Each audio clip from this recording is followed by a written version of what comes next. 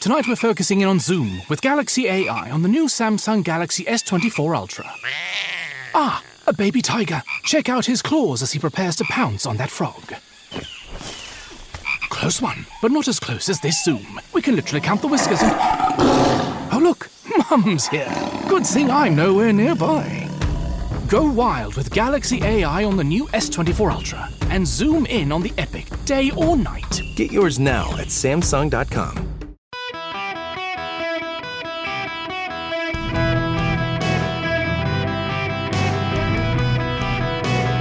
Welcome to the Eric Erickson Show podcast, Hour 1. Hello, America. Welcome. It is Eric Erickson here across the nation. The phone number, if you want to be on the show, 877-973-7425. Thank you to Mr. Katz for filling in for me yesterday while I was in the air headed home. I feel like I need to begin the show with a brief apology to those of you listening in Connecticut on our new affiliate, WICC. They picked us up yesterday, and I felt terrible. I couldn't be here yesterday. There was no way to rearrange my travel to be able to make it back in time. But thank you, guys. Hope you enjoy the show. You'll learn more about me along the way. Look forward to spending time with you and getting up there to see you at some point. Now, we got to begin with I did not intend to embrace this topic as my own. It just kind of happened. It was not my intention to obsess about what's happening south of the border.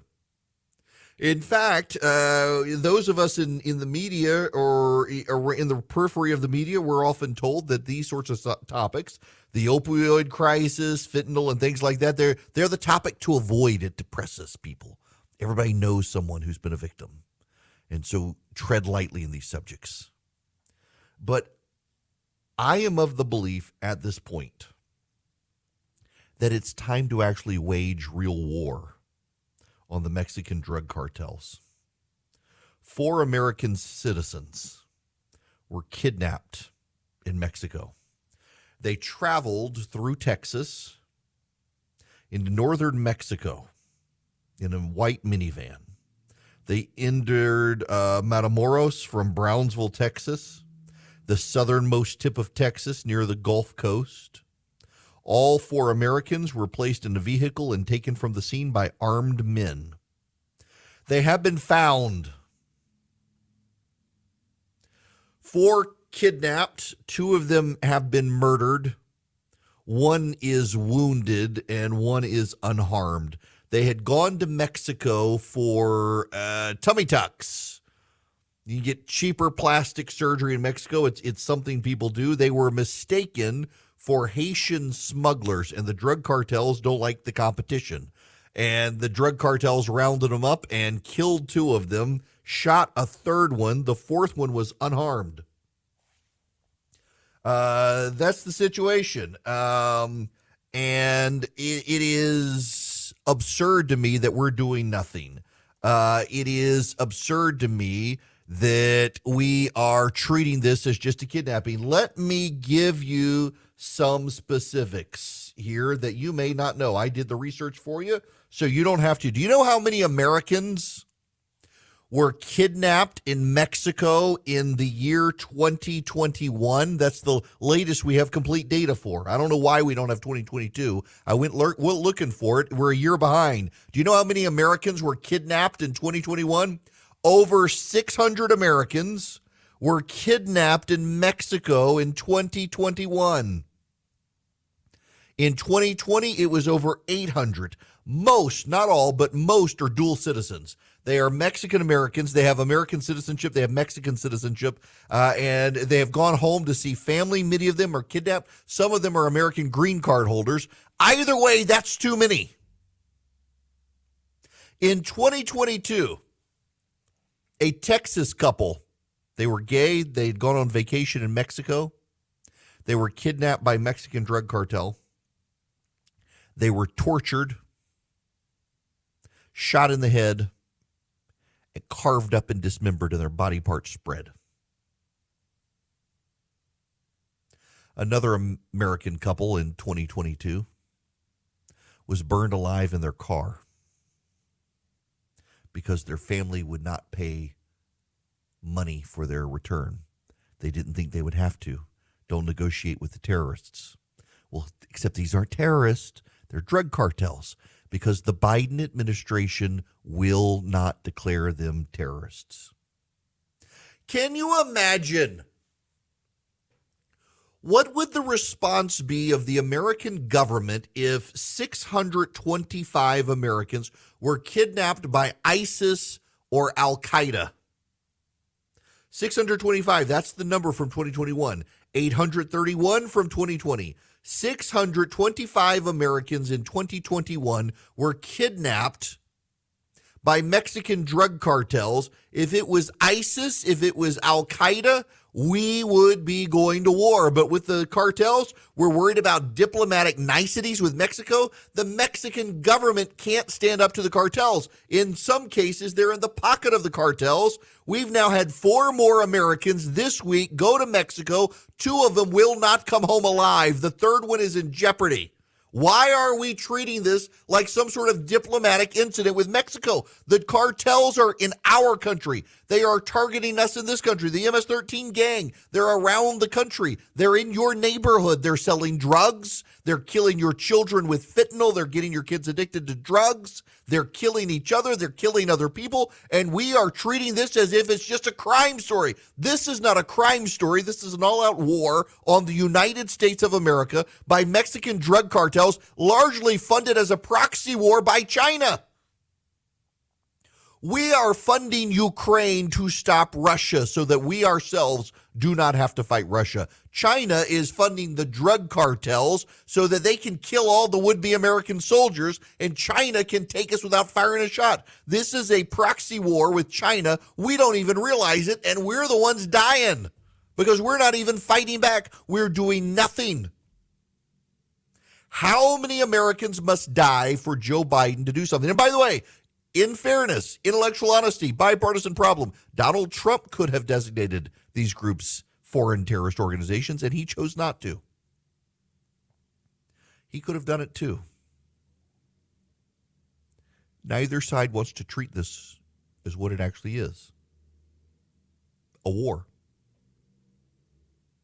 In Colombia in the 1990s, the American government finally had enough of the Medellin drug cartels. Working with the Colombians, we went to war. We sent special forces. We sabotaged their supply lines. We sabotaged their manufacturing facilities. We collected data. We rounded them up, and we brought them to justice. Some killed by the military, many of them packed away for the rest of their lives in maximum security prisons. We were serious then.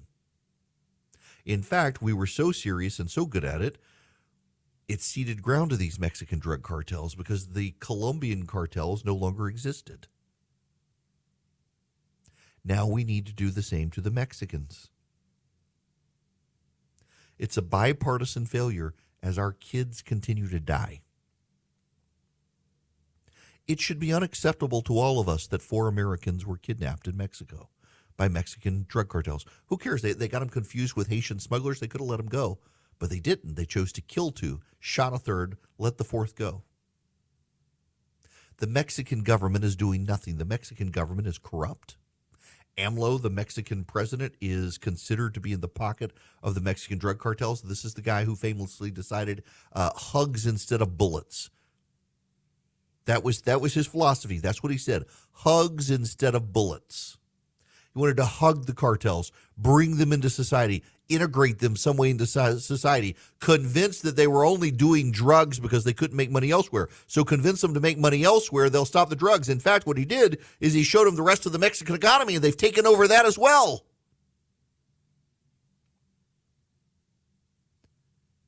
Our administration, and it is our administration, Joe Biden, whether you like him or not, he is your president. And your president of the United States is willing to fund a war in Ukraine, but he can't go to East Palestine, Ohio. Your president is willing to fund the Taiwanese protecting themselves, but he's not willing to fund the American military to go after the Mexican drug cartels.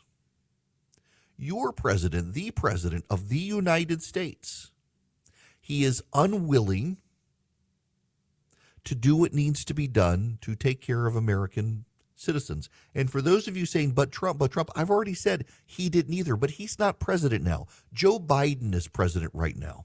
You know, interestingly enough, this administration is thinking they're going to have to reinstate some of what Donald Trump did. Yes, I know, hard for them to admit it.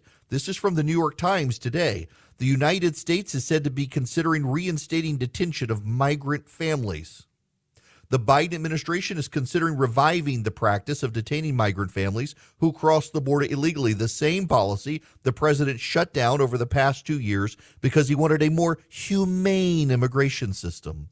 Although no final decisions have been made, the move would be a stark reversal for President Biden, who came into office promising to adopt a more compassionate approach to the border after the harsh policies of his predecessor, former President Donald Trump. The Biden administration has largely ended the practice of family detention, instead releasing families into the United States temporarily and using ankle bracelets, traceable cell phones, or other methods to keep track of them.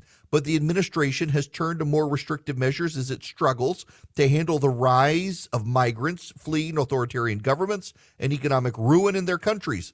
Officials also fear a surge at the border after May 11th, when a public health measure that has allowed authorities to swiftly expel migrants expires. So we've got a massive wave of immigrants coming into this country, and he's going to have to resort to something Donald Trump did. But listen to this. This is one of the key paragraphs here. Listen to this. The Biden administration is struggling to handle a rise in migrants fleeing authoritarian governments and economic ruin in their own countries. We can and should build a wall. But if we want to take a multifaceted approach to solve this for the long term, the gangs in these countries, many of them are funded by the drug cartels. They operate as an arm of Mexican drug cartels in these other countries.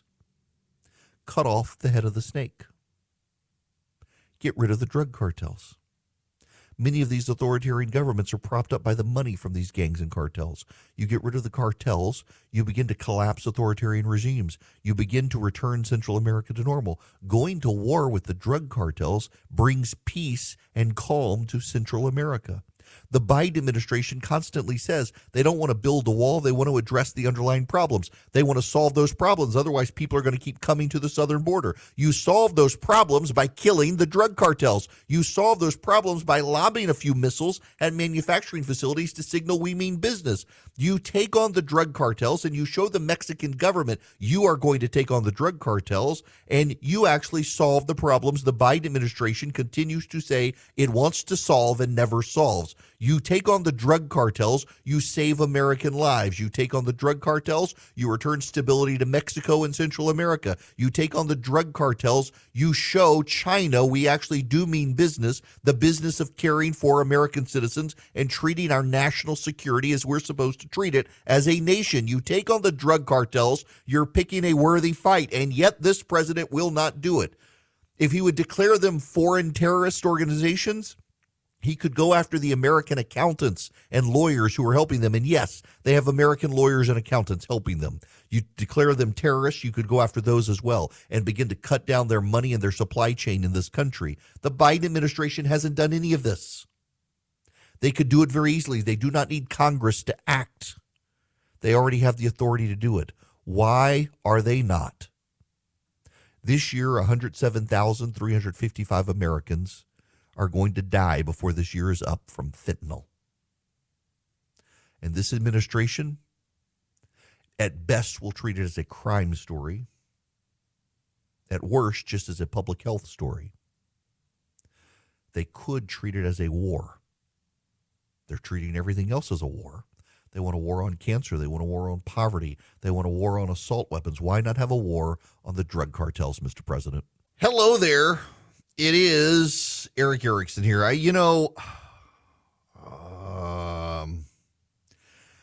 might as well deal with the difficult subject now and make everybody mad. Welcome back. The phone number is 877-973-7425. Tucker Carlson has begun releasing tapes from January 6th. One of my chief criticisms of the January 6th investigation committee is they hired an ABC News president to produce and slickly package the January 6th videos they had to tell a story. Carlson's doing the exact same thing, including suggesting that the police were showing the bison helmeted biblical donkey around the Capitol. That guy went to prison, and he's not a victim. He deserved to go to prison. Some of these people are deeply sympathetic. They really had no idea they were stumbling into something illegal. They really thought they were there for a protest. And back in the day, you used to be able to wander the U.S. Capitol freely. And some of these people, particularly the older ones, thought that. But there were a lot of nefarious people as well. And I have seen those videos, the people trying to smash down doors, the people trying to grab members of Congress, the people who were coming in to do harm. I mean, trying to make all of these people out to be innocent, I think, is bad. Trying to make them out to be guilty is bad. There were some people there who really didn't know what they were getting into, and there were some people there who really were up to no good. It is actually a multifaceted situation. It's not all of one or all of the other. And the January 6 people tried to convince you that it was all of one, and it seems Tucker Carlson's videos are to convince you it's all of the other. The bison helmeted brain biblical donkey deserved to go to prison. This man stood in the United States Senate demanding Mike Pence show himself while they were building a gallows outside. That is actual factual history. What is more interesting to me, though, is that whether you agree or not, the American people largely have rejected the idea that January 6th was no big deal. And the American people punished everyone at the polls who tried to dismiss January 6th as no big deal.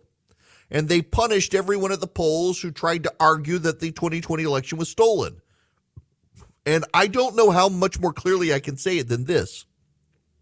You may think the 2020 election was stolen, and you may think January 6th was just a walk in the park. But the American public overall disagrees with you. And if you continue siding with candidates who continue to say these things proudly in public, you're going to keep losing. And some of you are okay losing because you've convinced yourself you're going to be a righteous loser and continue to lose. For the rest of us, we would actually like to win. And we've seen we can win with people like DeSantis. We've seen we can win with people like Brian Kemp. We've seen we can even win with people like Lee Zeldin, who himself doesn't win, but causes New York Republicans to do way better than they had any business doing because they focused on the issues that people actually care about, crime and the economy. They didn't try to spend their entire campaign relitigating 2020 and January 6th like Carrie Lake, who went down in flames for doing so. Do you want to win or not? And you can say, well, we have to get what happened right in order to win. No, you don't. No, you don't. Brian Kemp won. Ron DeSantis won. J.D. Vance won. Ron Johnson won. You don't have to keep relitigating the past so that you can prove to everyone you're correct, because nobody agrees with you. But you can start focusing on the future and actually win if you're willing to put aside the past and move forward. Some just can't do it, including Donald Trump. Welcome. It is Eric Erickson here across the nation. The phone number is 877-973-7425. The perfect segue here. A comment from my buddy Ryan on Twitter. Direct messaged me. Let me read you this.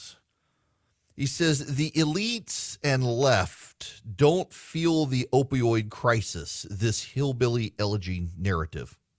No surprise Biden won't go to Ohio to see the train derailment, instead blaming others.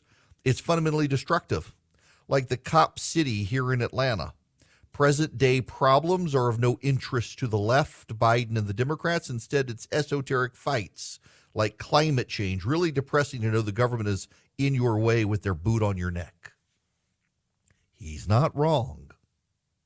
The Cop City fight. So I am broadcasting. My flagship station is WSB in Atlanta, Georgia. They had terrorists this weekend decide to obstruct what they call Cop City. It is a police training facility they intend to build. A lawyer for the Southern Poverty Law Center was arrested in this riot. They were throwing Molotov cocktails and other things. This lawyer claimed he was there to represent some journalism or National Lawyers Guild as an observer, but was actually taking part. It's like the terrorists in Israel who sometimes masquerade as humanitarian workers and then participate in terror attacks. It's what the left is doing here as well. This is from the Daily Signal. Authorities arrested Sunday a staff attorney of the Southern Poverty Law Center, a left-leaning civil rights group notorious for branding mainstream conservative and Christian nonprofits hate groups. Arrested him on terrorism charges. With police aid, he took part in a violent riot where agitators threw rocks, Molotov cocktails, and fireworks at police at a training center near Atlanta. In a statement Monday evening, the Southern Poverty Law Center acknowledged that police arrested an employee, but claimed he had been acting as a legal observer with the National Lawyers Guild. The Guild condemned every police arrest on Sunday as an example of ongoing state repression and violence against racial and environmental justice protesters, and the SPLC condemned escalating policing tactics against protesters. Neither organization explicitly stated that the observer had not engaged in violence. The police have charged him, Thomas Webb Juergens, with domestic terrorism. I want to read you a list of the people involved. This is very interesting to me. 23 people charged with domestic terrorism for attacking the police in Atlanta, Georgia with Molotov cocktails and burning construction equipment at this place. Let me read you the names. See if you can recognize the pattern here. This is in Atlanta, Georgia. Here are the arrested people charged with domestic terrorism. Jack Beeman, 22 of Georgia. Ayla King, 18 of Massachusetts. Cameron Pipes, 27 of Louisiana. Maggie Gates, 25 of Indiana. Eric Nottingham, 22 of Colorado. Alexi Papley, 48 of Massachusetts. Timothy Bilodeau, 25 of Massachusetts. Victor Purtis, 46 of Utah. Dimitri Lene, 25 of France. Amin Choui, 31 of Virginia. James Marsicano, 29 of North Carolina. Samuel Ward, 26 of Arizona. Max Biederman, 25 of Arizona. Matai Looney, 30 of New York. Emma Bogusch, 24 of Connecticut. Kaylee Meshner, 19 of Wisconsin. Luke Harper, 27 of Florida. Grace Martin, 22 of Wisconsin. Colin Dorsey, 42 of Maine. Frederic Robert Paul, 34 of Canada. There's a joke there, but you have to listen to the show to get it. Zoe Larmy, 25 of Tennessee. Thomas Juergens, 28 of Georgia. Priscilla Grimm, 49 of North Carolina. 23 people arrested in Atlanta, Georgia, charged with domestic terrorism. Only 2 of them are from Georgia. You've got one from Canada, one from France, and the rest are almost all 20-something. I mean, the ages, 22, 18, 27, 25, 22, 48, 25, 46, 25, 31, 29, 26, 25, 30, 24, 19, 27, 22, 42, 34, 25, 28, 49. They're almost all of them in their 20s. Almost all of them in their 20s. Very few of them from the state of Georgia. And they're there because the police want to build a training facility to train the police, and they are convinced, they've convinced themselves that they are going to learn, the police will learn military tactics and military techniques. And they're terrorists. They are fighting against an imagined something. And now let's jump back to this email from my buddy Ryan. All of their fights are about esoteric things. They're not fighting a real war with Mexican drug cartels. They're fighting a war on climate. They're not fighting against everyday criminal activity in the United States. They're fighting against the mythology of militarized police training facilities in Georgia. They're not fighting to help moms with kids and passing child tax credits. They're fighting a supposed war against women on the side of men who've decided to become women. They're fighting esoteric, exotic things that don't actually amount to improving your life. You've got 23 people who went to Atlanta, Georgia, only 2 of whom are from Georgia, fighting a police training facility for police officers in Atlanta, Georgia, convinced that they're somehow helping people. Many of these names, looking at them, they claim to be helping the non-white black community. I promise you they're not. They're not helping black citizens and black residents in the metro Atlanta area who are suffering under a crime wave. When they decide to fight climate change, you know what they're doing? They're driving up your costs. They're driving up inefficiencies. How many of you are of the age where you can remember when you were a kid, your appliances, they didn't break? You could use the same washer and dryer for a decade or more. Your refrigerator, it still works from the 1970s. And now every few years you're having to buy new stuff. We're on our 3rd washing machine. I've been married for this year, it'll be 23 years. On our 3rd washing machine. We average less than one a decade. Or more than one a decade. Everything seems expendable because the environmental regulations have impacted the supply chain. Everything is made as quickly as possible now. You can't use the stuff you used to use because the environmentalists are upset about it because they claim it's not as efficient. And that's where the left is. They are convinced the world is going to end in a decade. Their kids are suffering overwhelming anxiety. If you listened the other week, there was a story out about how kids on the left from progressive families suffer more mental anguish and anxiety about the state of the world than kids on the right. And what it is because the left catastrophizes everything. They tell their kids, you gotta think the world is going to come to an end to fight it, to change it. You gotta think the world is coming to an end in 10 years so that you meaningfully have the emotion to be able to fight for change. And they keep losing the fights and their anxiety keeps going up. And now they're convinced they're doing something. These white kids from Maryland and Massachusetts have convinced themselves they must go to Atlanta to save black people from police officers when it's the black people in the black neighborhoods who want the police there.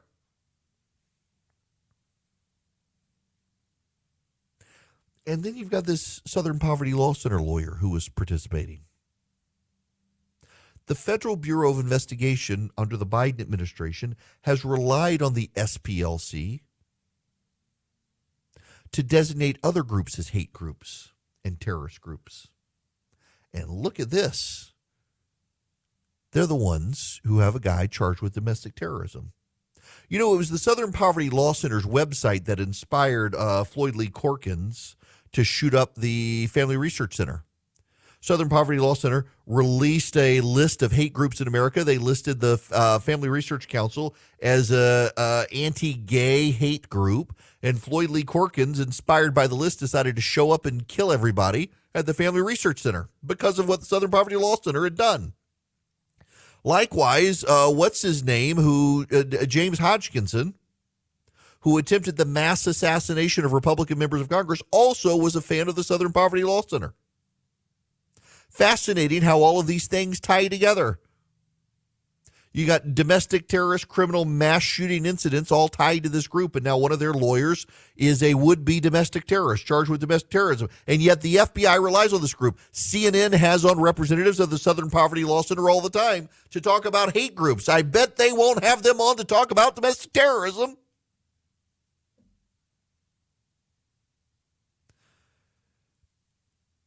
Meanwhile, the Federal Bureau of Investigation, instead of targeting these people, has decided to target pro-lifers. This is from Life News. In a shocking release of whistleblower testimony, FBI Special Agent Garrett O'Boyle claimed that the Federal Bureau of Investigation began targeting pro-life pregnancy centers after the Dobbs decision. Describing the FBI leadership's directives to update threat tags that began targeting pro-life adherents, O'Boyle said, when the threat tag came out, it was like, why are you focusing on pro-life people? It's pro-choice people who are the ones protesting or otherwise threatening violence. O'Boyle said the FBI wanted agents to look for what the Bureau called pregnancy centers. It's these pregnancy centers that have come under attack from the groups like Jane's Revenge. They're prosecuting the law-abiding citizens. They dragged that one guy out of his house in his underwear. A jury found him not guilty. What was his crime? He showed up to protest an abortion clinic. And the Biden administration decided to prosecute him for doing so. A jury found him not guilty. Will the Biden administration take over the prosecution of these people in Atlanta? No, because they're on the left. It's allyship. They won't do it. We have terror attacks in Atlanta, Georgia. This administration won't act. We have 4 Americans kidnapped in Mexico. This administration won't act. We should not have to be European nations or third world nations invaded for this administration to care, but apparently that's it. Maybe if we all identify as a small, poor nation, Joe Biden will actually care about it when Mexican cartels try to murder us or terrorists show up to firebomb. But if you're just an American, if you're just an American citizen, if you're just in an American city, they don't care. They treat it as a local crime issue, if they treat it as anything at all. We should not have to worry about domestic terrorists. We should not have to worry about being kidnapped in Mexico, and yet we do. And this administration's response, time and time again, is too effective to get anything done. Nobody takes them seriously. Everyone in the media talks about how Joe Biden got America respected again in the world. No, Joe Biden got us not taken seriously by any other government out there. There are bipartisan problems here, but we did not have domestic terrorists, Molotov cocktailing police to stop them from building training centers before this, before now. Why are they so emboldened with Joe Biden? Because they know they can get away with it. We need somebody to be tough on crime. Joe Biden should be tough on crime, and it should go beyond saying he'll allow Congress to repeal something from the District of Columbia. We need something more. We should not have to declare ourselves, to identify ourselves as Ukraine, to get this guy to get funding for us to stop terrorists in Atlanta, Georgia. Their priorities are all mixed up. If it's not climate change, they do not care. So I finally went somewhere where I didn't have service with Patriot Mobile. I did. Yeah, this is my ad campaign for Patriot Mobile. I went somewhere where it was the dead zone, which is the bottom of the Grand Canyon, which you should expect. I didn't have service with either of my cell phones there. Patriot Mobile has the same service you're going to get everywhere. Why? They have the same towers. The towers you're using for your self-service are probably the towers Patriot Mobile uses. So then why use Patriot Mobile? Because they share your values and they fund the causes you care about. That's why you should use Patriot Mobile. You get guaranteed great service using some of the same towers your existing providers are probably using. You can take your existing phone number to Patriot Mobile, but then they take a portion of their profits and give it to the causes you care about. Your big company's not doing that. They're probably funding the wokes. Patriot Mobile funds the Second Amendment movement, funds the pro-life movement, funds the conservative movement, even funds conservative parents' campaigns to take on woke school board members. They've been doing this to great success. You grow your business, you take your business, Patriot Mobile, help them grow their business. They take a portion of their profits and fund the causes that you care about. All you do is go to patriotmobile.com/ERICK, patriotmobile.com/ERICK, or you call them. Now it's suddenly brain fart here. What is it? 972 Patriot. That's what it is. 972 Patriot. So close to my call-in number, I get it confused. 972 Patriot. You call them, tell them I sent you. You get free activation with my name. It's patriotmobile.com/Eric or 972 Patriot. Do business with a company that shares your values and contributes to the causes you care about and gives you guaranteed great phone service. You should. When I was in Las Vegas, I had some downtime between meetings and was able to get some recipes logged to send back to you. So about that trip to Vegas, I've mentioned before what I was intending to tell them. It's kind of interesting. So for those of you who are new, haven't heard, I got asked to go to Las Vegas on Friday after the show to meet with some of the major Republican donors. They think, and they're right, that they got ripped off in 2022. One of the most notable things here is that this was a group of donors who weren't locked in on one candidate. Some of them really want to get Glenn Youngkin in the race. A lot of them do like DeSantis. Some are intrigued with Nikki Haley. A couple really want Mike Pence. They're evangelical. What I noted is that by the time I got there, the mood really is shifting towards a recognition that they've got to rally to a guy like DeSantis. And my advice to them has been, don't all lay your hands on him. If you all designate him as your guy, he's going to immediately be viewed as the establishment guy, and that's actually going to hurt him. But my suggestion to them was stop running ads for your preferred candidates. I don't know if you guys realize this. This is a nuance of TV and radio. A candidate who runs an ad on his behalf has to be charged the lowest possible rate. A super PAC can be charged the highest rate. So a candidate can spend his money on an ad campaign cheaper than a super PAC. And typically the candidate's consultant doesn't make him pay all the commissions. The super PAC is just making consultants rich because they pay the maximum amount on TV, which maximizes a consultant's placement commission in addition to the general ad creation commission. He charges a higher fee to the super PAC to begin with and takes the portion off the top. They're wasting their money.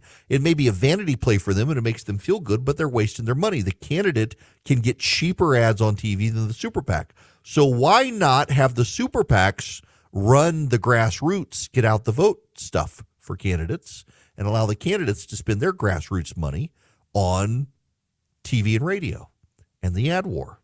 That was my suggestion. Maximize their dollars in conjunction with campaigns. They can't coordinate, but they can make it clear on social media what they're doing. And also, don't just rally to one candidate. Limit the field with your spending, but don't rally to just one person. Judy was boring. Hello. Then Judy discovered ChumbaCasino.com. It's my little escape. Now Judy's the life of the party. Oh, baby, mama's bringing home the bacon. Whoa, take it easy, Judy. The Chumba life is for everybody. So go to ChumbaCasino.com and play over 100 casino-style games. Join today and play for free for your chance to redeem some serious prizes. ChumbaCasino.com. No purchase necessary. Void where prohibited by law. 18+ terms and conditions apply. See website for details.